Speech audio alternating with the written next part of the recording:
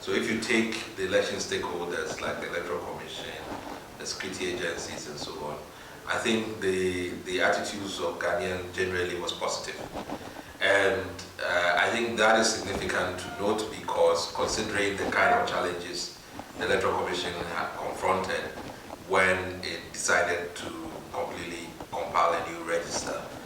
So coming out of it with a positive, sort of rating from the public, I think was a booster for them.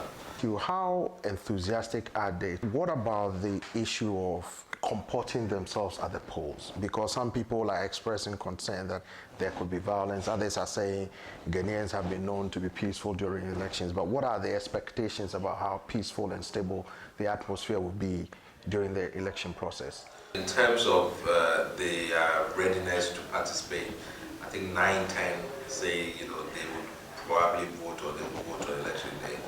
And that is very high. The question is whether or not they would turn up on election day. But that shows that it's quite positive. I think on the violence side and the security issues, there are concerns. There are obviously concerns with vigilantism. So there's a statistic that I think was worrying, for instance. 71% of those surveyed say that they will feel more comfortable with armed security guards, widespread. So let me ask you about the policies of these major political parties. How are people responding to their policies, and will people vote on their policies based on your findings? There's an interesting flip in terms of, I think, the two major parties.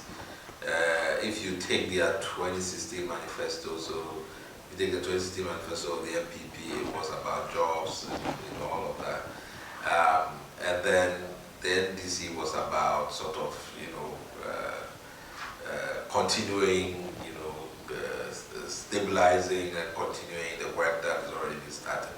And basically there's been a flip. So now if you still look at the NDC manifesto, is about jobs and so on. And then the MPP is now wanting the stability and the continuation and so on. So in a way, what it does tell us is that the issues haven't changed.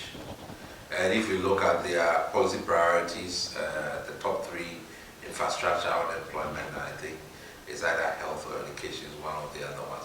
So those issues still, at least the top two, still continue to be an issue for citizens. I've heard some people say that the Electoral Commission has, organized this election very well. Others are saying they are displeased with some of the things that have happened in the run-up to the election.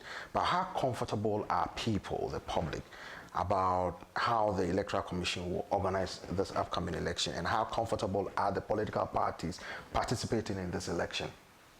I think at a popular level, from the pre-election survey, it's very clear that the trust ratings, the confidence is high, about 67% rated, quite highly. So they are seen to have, I think every electoral activity that they implement well, like just the recent special voting. The machines perform well, the big issues with names and people turning up and so on, no incidents.